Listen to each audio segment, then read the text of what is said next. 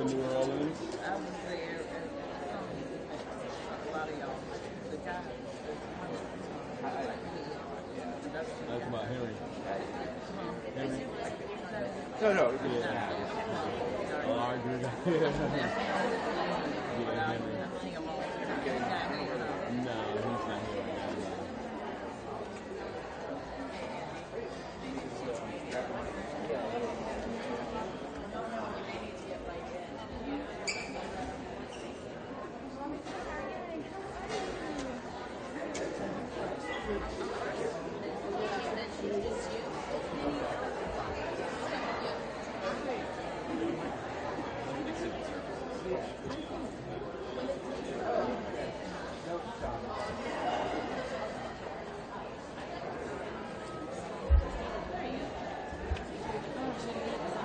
he's not here right now.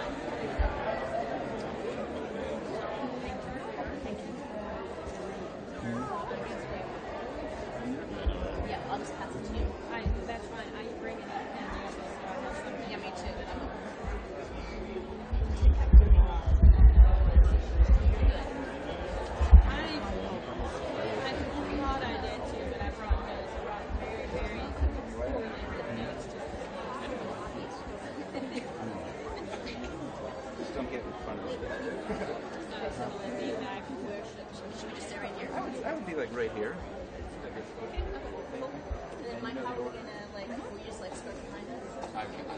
I can scoot right behind you. Yeah, I can go a little bit. Right here. Be incognito. Okay.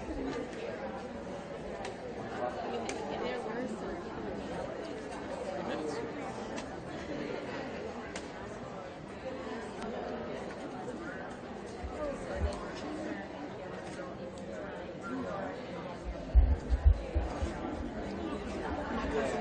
My cousin Selena from Kentucky also. We met in at 2 on the she said I'm around the corner farm and she started at about 11.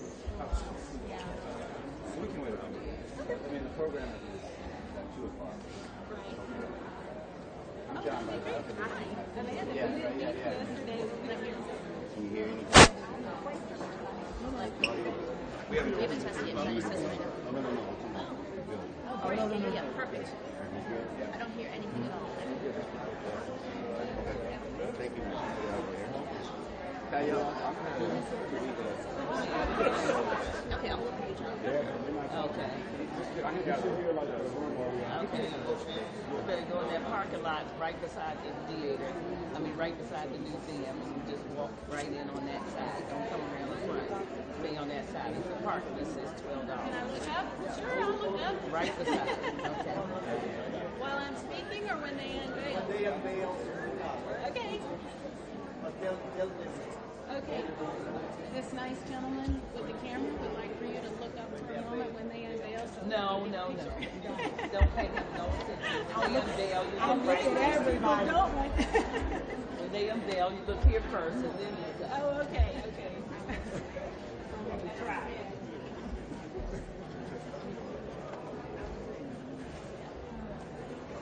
People have a different shot than everybody else, which is cool. But I'm gonna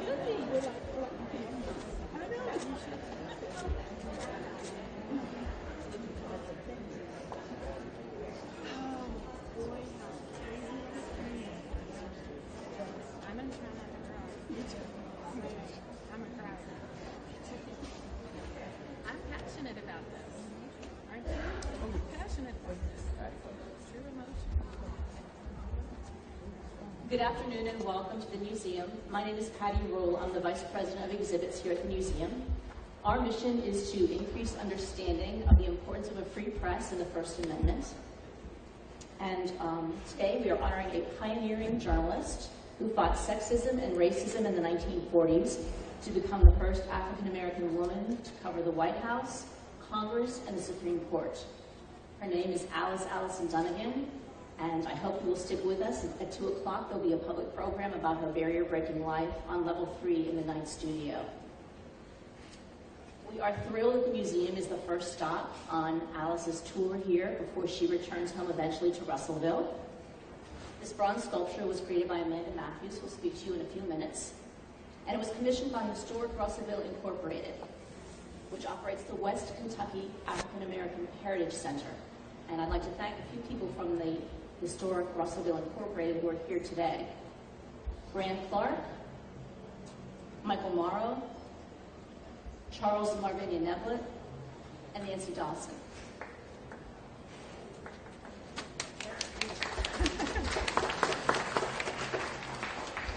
Thanks also to the E. Rhodes and Leona B. Carpenter Foundation, Philadelphia, which provided funding for the sculpture. We welcome members of Alice Dunnigan's family, her sisters from Sigma Gamma Rho sorority who are here with us today. Before we unveil the statue, I'd like to introduce you to Amanda Matthews, who is a sculptor, who will also introduce one of Alice's relatives. Thank you. Thank you so much. Thank you so much. It is such an honor to be here today in our nation's capital on Pennsylvania Avenue to celebrate the life and legacy of the great Alice Dunnigan. When Grant Clark of Russellville, Kentucky contacted me to discuss this project, we also discussed the need for sculptures and monuments honoring women and minorities, because these symbols tell a more complete social and cultural history in the United States. Monuments inform us of our past, but they also lead us toward our future.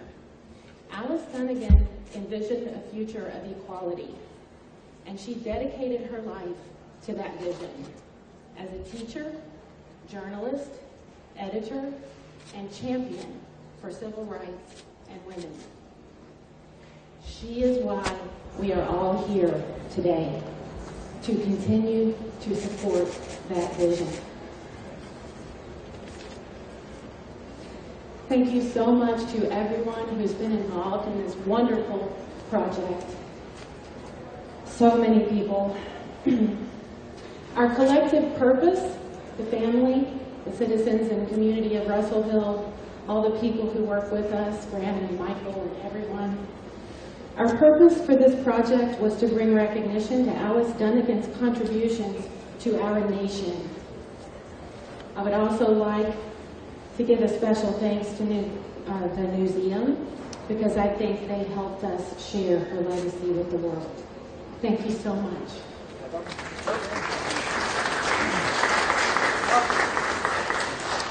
And now it is my great pleasure to introduce Penny Allison Lockhart, great niece of Alice Dunnigan.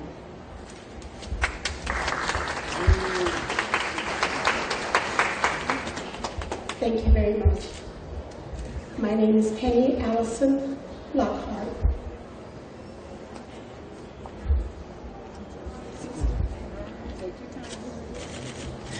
And I am so happy and elated to be here today. I'm overwhelmed with emotion right now as we unveil this statue in honor of my great aunt, Alice Dunnigan. I know we've said thank you to a few people that are here with us today, but for everyone from Kentucky, Michael Morrow, your vision a long time ago is to be commended. You've never let the legacy and the life of my great aunt go. And today, her sorority sisters who are here with us, thank you for being here. Dr. Dawson, thank you. Mr. Clark, thank you. To everyone that's here today, I'm supposed to be welcoming you, but I'm so overwhelmed. I don't even, my script's not even here, because I can't. But I just want to say, thank you all for being here. We get to finally share my Aunt Alice with the entire world, and I can't wait till little boys and girls in school, till journalism students and everyone get to say, wow, let's talk about Alice Dunnigan today. So again, thank you all for being here. I'm so happy. I'm just overwhelmed. So thank you all for being here. And I want to dedicate this day to my oldest sister, Cheryl Allison Alexander, who passed away last week and couldn't be here with us. So thank you again. Thank you for your love. Thank you for your time. And thank you for your compassion. Ladies and gentlemen, here we go. Thank you, Penny. Without further ado, please welcome Allison Dunnigan to the museum.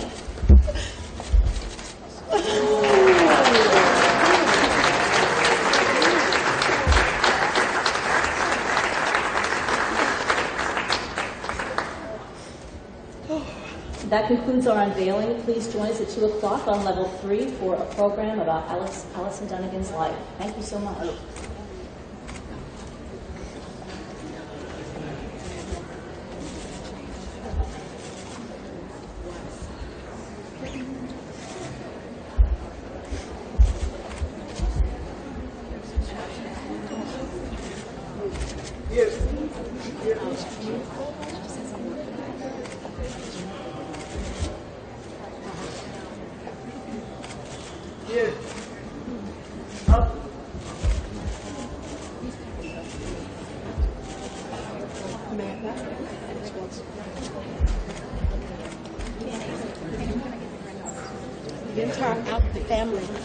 Entire family.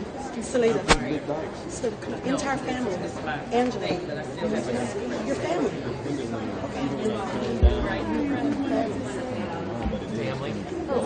Can we have family members join us? Family members, could you join us at the statue, please?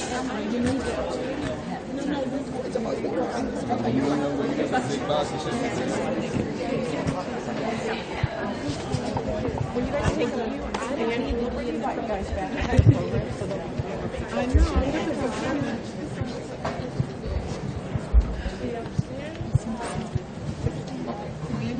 Check.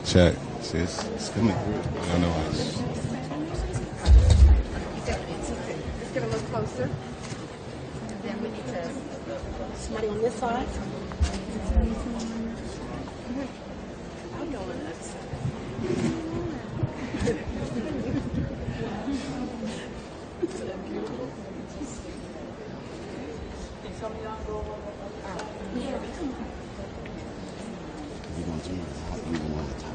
That's the slow song. That was not it.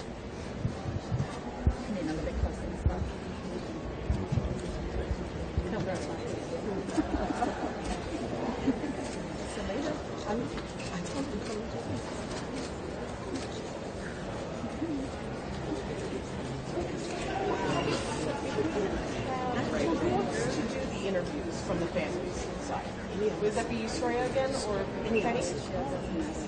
Amanda, we'll pull Amanda, Patty Rule, and Soraya forward to do interviews with press, and we'll have everybody else go down to the third program, and then we'll bring you back all when you're Can we get Kevin? He's the grandson coming, please. Would you Well, let he was waiting upstairs. Thank you. So we're going to bring the whole family back. So we're trying to have all the grandchildren.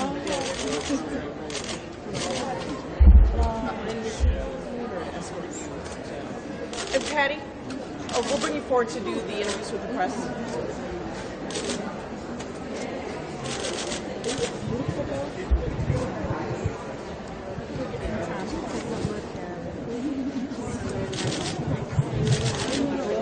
So you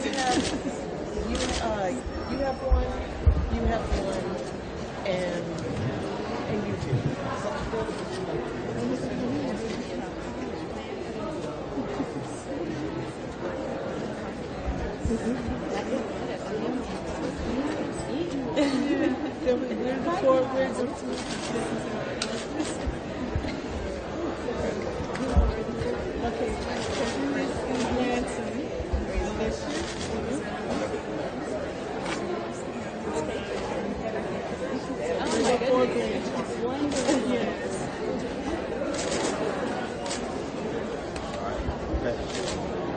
So, Amanda, do you want to come forward to interviews with Soraya as well? Who still needed to interview Soraya Dunnigan?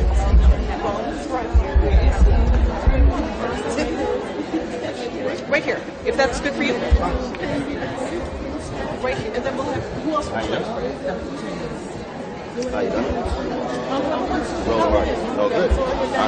Let's just turn this way. Just for the purpose, first of all, we're live streaming this. Also, for the purpose, I edited this spell first name, last name. Soraya Dunnigan Brandon. Okay, spell first name. S as in Sam, Oraya. All right. And second name? Dunnigan Right. Brandon. Brandon. We always double check. First and foremost, how important is this day for you and your family? Oh, it's a great day for us. We're so overwhelmed with joy, but it's a great day for us. Great day. And obviously, being the first black female White House correspondent is tremendous, but it wasn't easy. No, it was not easy.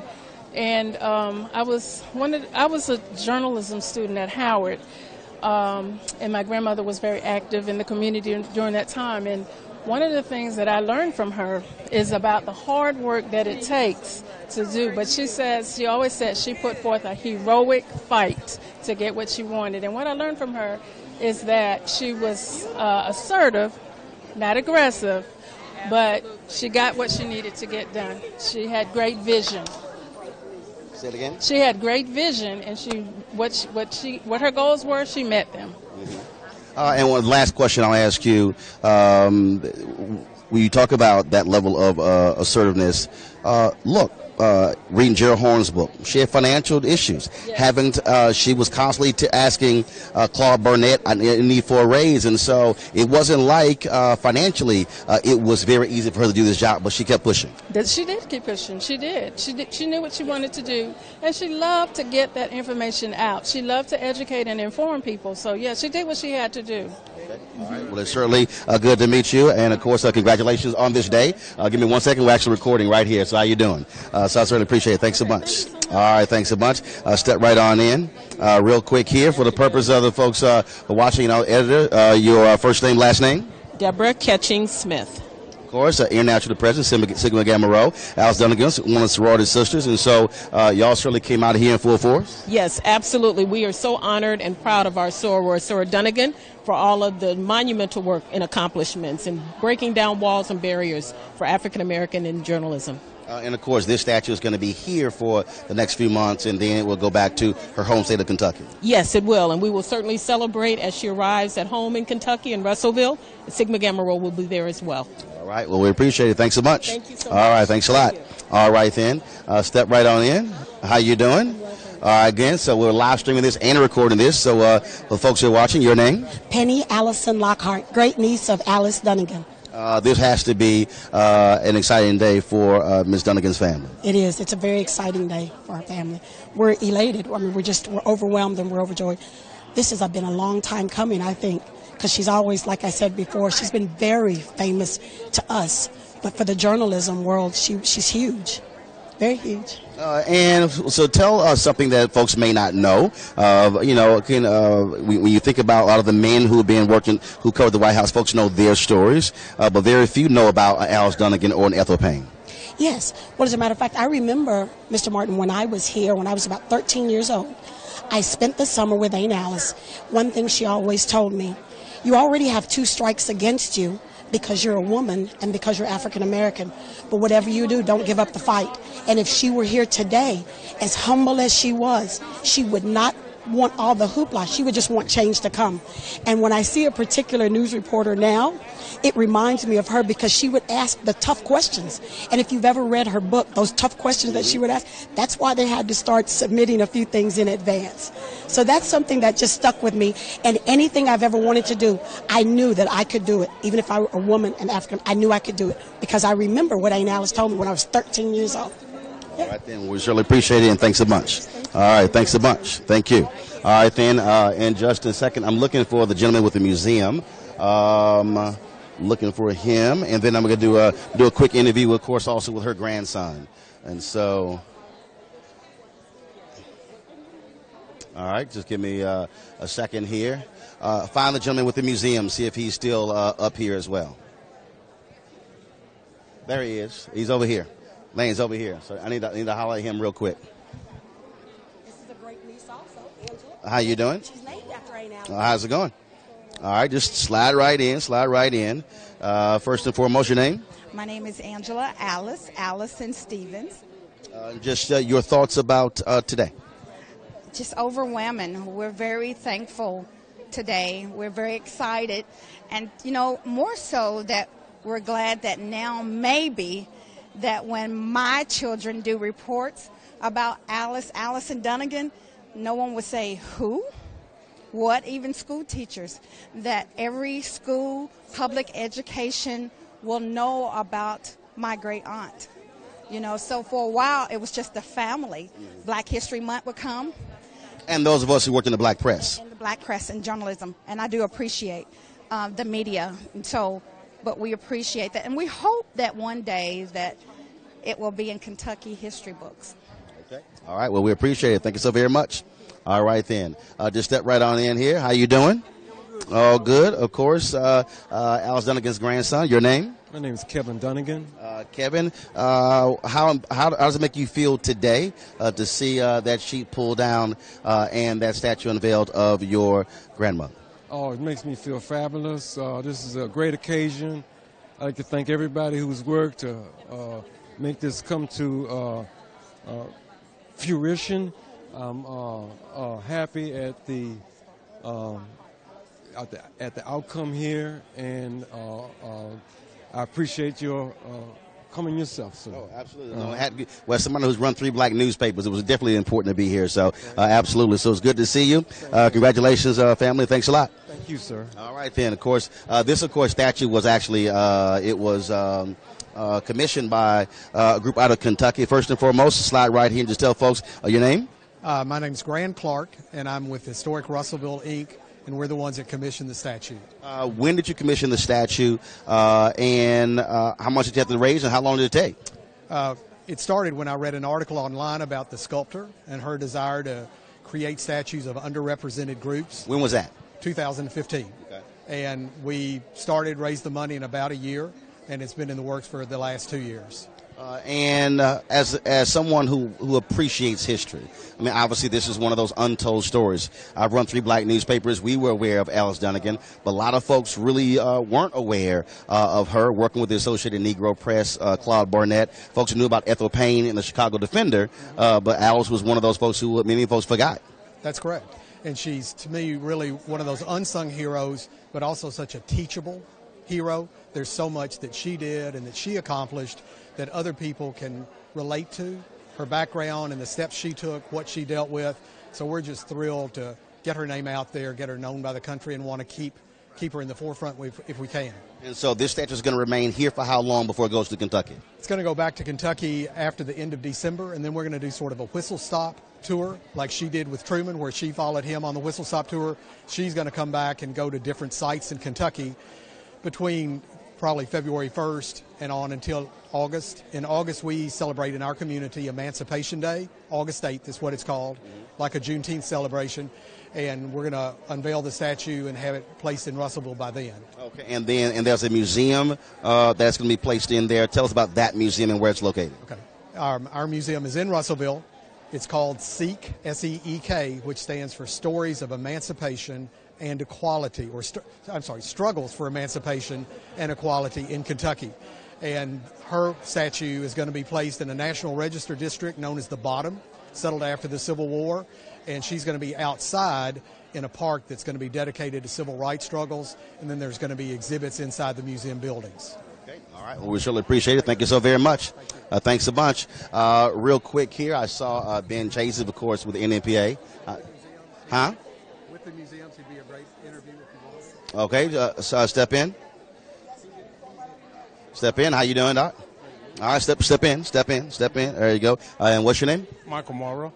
Michael Morrow, spell last name. M-O-R-R-O-W. All right, then. And your involvement with the museum? Yes, I've done a lot of research on Miss Dunnigan. About 30 years ago, her great-nephew gave me a book on her. I didn't know nothing about her, Nobody knew a lot about her, and after I read that book, it just blew my mind. So I started doing research and trying to get people to know who she was. And as you were doing that particular research, first of all, you from Kentucky? From Russellville. Okay, and then all of a sudden you realize, whoa, this is a homegirl from our state. Well, she was from our city, and we didn't know nothing about her. And she'd done all these things. She'd met all these famous people. She'd been with King, A. Philip Randolph. She'd been with Kennedy, Johnson, but nobody knew nothing about her. So I thought it was important that people find out who she was and what she'd done to help, change our nation. And now with this statue, and then returning back to your home state, what is next? Well, we're going to try a lot of programming to educate young kids, especially as to who she was. We're going to do a new exhibit on her. We're going to do a lot of things to inform people to her contributions to the nation and our community. Okay. All right, well, we certainly appreciate it. Thank you so very much. All right, then. I'm going to pull in right now Sonia Ross. She doesn't know it. Sonia, get over here. Sonia, get over here. Sonia, of course, has covered the White House. And so, yes, obeying command. And so, Sonia, you and so many others have followed in this woman's footsteps. Yes, I have. Literally.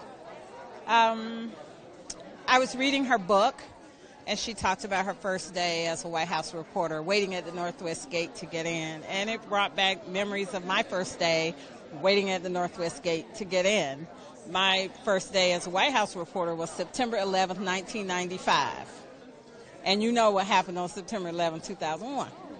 So to have both of these events pegged to that special day just was adding to the luster of what people like Alice and Ethel Payne and all of our predecessors, all our sister predecessors at the White House did for us. And on that point, a lot of people knew about Ethel Payne because of the Chicago Defender. Because of, not only that, when one of those historic civil rights bills was signed, it was Johnson who gave Ethel Payne one of those pens. But a lot of folks didn't know about Alice Dunnigan because the Defender obviously was far more well known than the Associated Negro Press. Correct. And not only did they not really know about her, they didn't know what she was doing and what she was going through in order to pursue this career. A whole lot of what Alice Dunnigan did, she did on her own. She did with virtually no support from her employer. She did it in the face of chauvinism, active, very virulent chauvinism, in addition to the sexism and racism. So she was special in that regard. And she opened the door for Ethel Payne. She made a lot of really amazing coverage happen. She spent 2 years being shut out by the president. He wouldn't answer her questions. And how familiar is that today? So we owe a lot to Allison Dunnigan. Yeah. All right. So yeah, I appreciate it. No, we good. Okay. We good. I appreciate it. Thanks a bunch. Right now we're going to come with the sculptor. I need to. She's still doing an interview. Okay. All right then. Okay, so we'll chat with the sculptor in a moment, and also I'll chat with Ben Chavis. Of course, he is with NNPA, National Newspaper Publishers Association. And again, for a lot of folks, a book you've heard me talk about. It's a book on Claude Barnett and the Associated Negro Press, written by Gerald Horn. The book is on Claude Barnett, but it talks a lot about Alice Dunnigan in that book and what she had to go through and what she had to deal with, including, of course, fighting hard just to even get paid by Claude Barnett, and then that really wasn't the case. And so that's just one of the things that we're doing here. And so what we're going to do in a second, yes. Huh?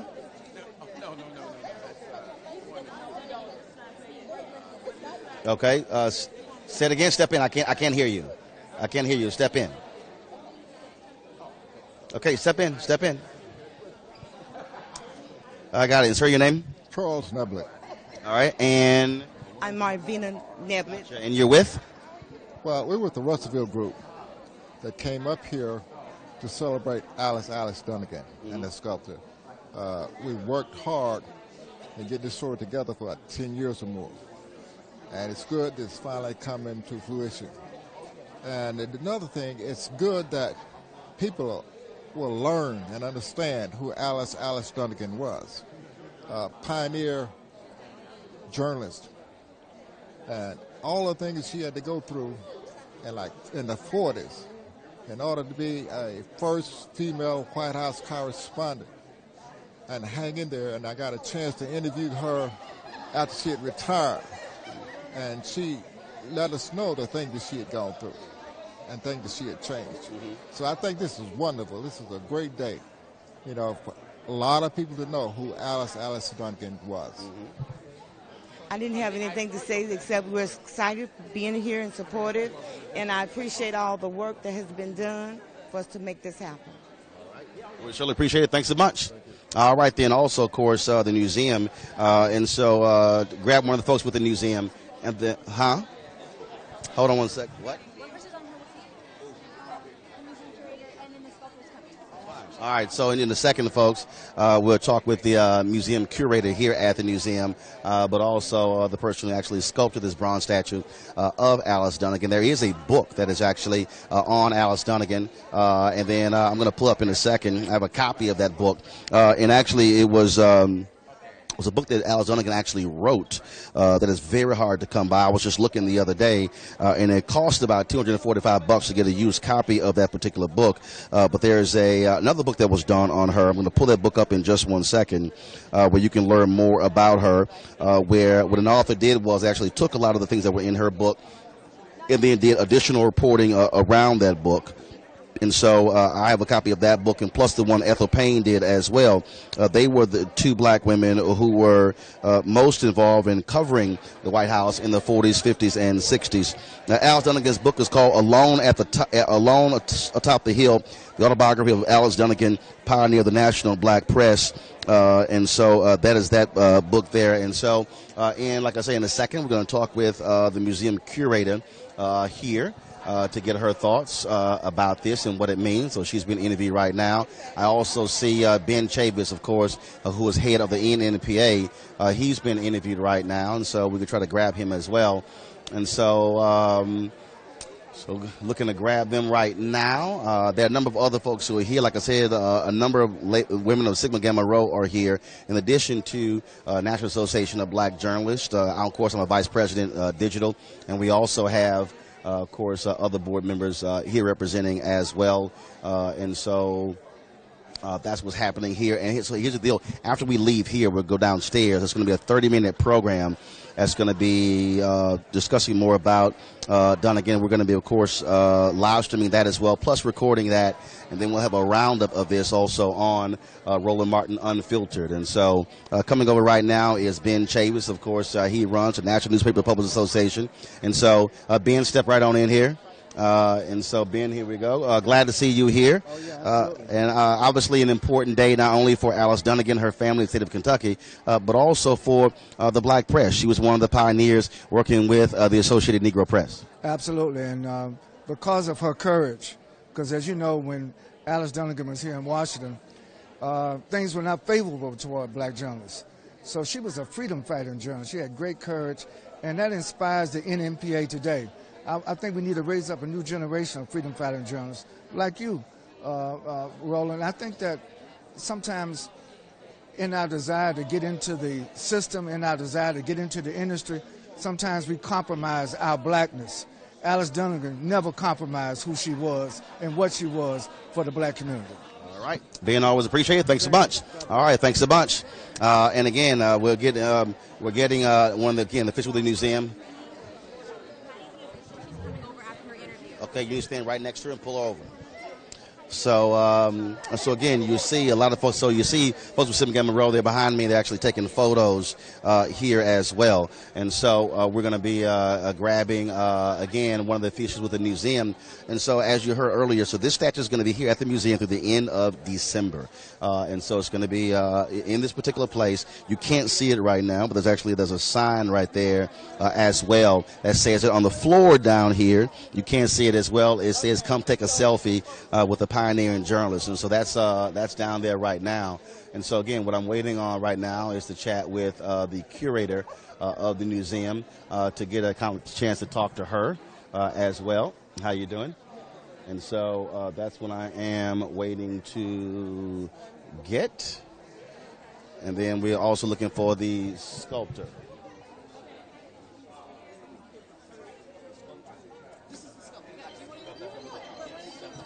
There we go. All right. Sorry. All right. So here, step right on in here.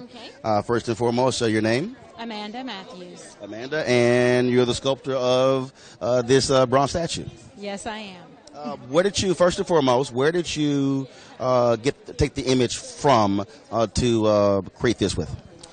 We loosely based the sculpture on the iconic image of Alice Dunnigan standing on the Capitol steps holding the Washington Post newspaper, because we felt like that conveyed to the world her national accomplishments and her national presence. So you say you loosely based. So what else did you do to modify it or to change it and to make it unique?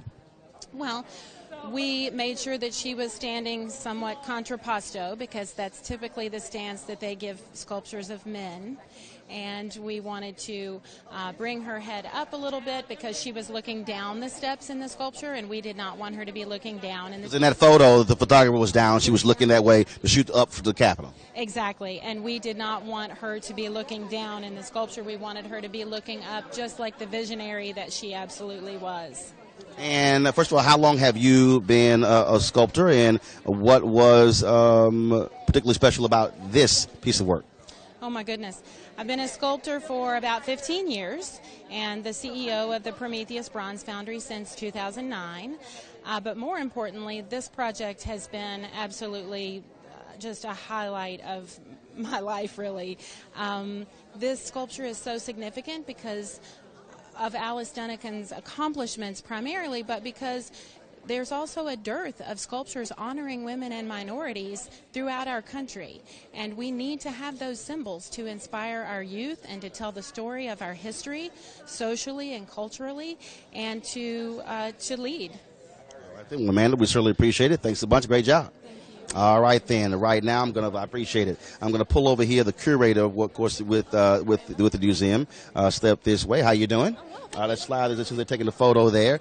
Okay. First of all, we're recording and live streaming. So, your name? It's Patty Rule. All right, Patty. And, of course, this was obviously commissioned in Kentucky for a museum there. Why did the museum want to make sure that it was unveiled here? Well, we were thrilled to get this opportunity from Historic Russellville Incorporated to unveil Alice Dunnigan here. Our mission at the museum is to promote the importance of the free press and the First Amendment.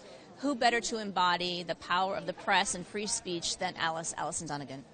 And obviously, she was a pioneer in the black press. And if you come through here, there are a number of obviously iconic images. I mean, just right behind us, of course, we see this hallway here of civil rights in 1968, images along those lines. You also had something here dealing with Kathy Hughes as well. And so when it comes to the black press, is there a particular section here dedicated to the black press? We do. We have a section about the black press in our News History Gallery. And, of course, the civil rights story is such a critical part of the First Amendment story, when activists use all 5 freedoms of the First Amendment, speech, press, assembly, petition, religion, to challenge this country to live up to its values of freedom and justice for all of its citizens. And this statue is going to be here until the end of December? Right, until December 16th, and then she'll eventually make her way back to her home in Russellville. But we were thrilled to have her as the first stop of her tour.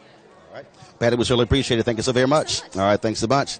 All right, folks, so we're about to make our way downstairs for the program. Again, we'll live stream that and record that as well. And so certainly glad to all of you, we could bring this to you as well. Be sure to share this video once we end this stream. And so in about 15 or 20 minutes, we'll come back live for the program that's taking place downstairs here at the museum on the great Alice Dunnigan, the first black woman White House correspondent.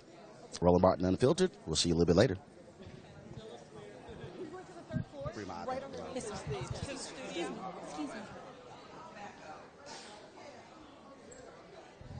Do you want me to break this down? Do you want me to break this down?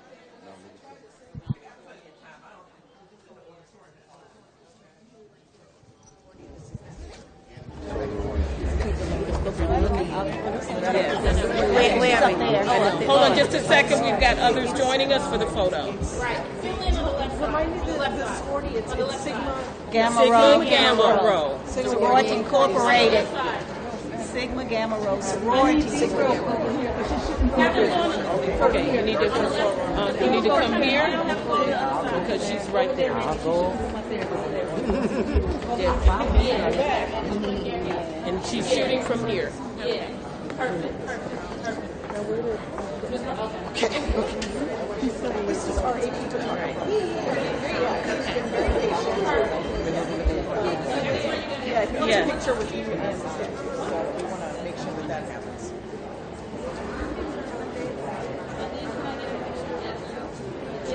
I can. Yep, absolutely.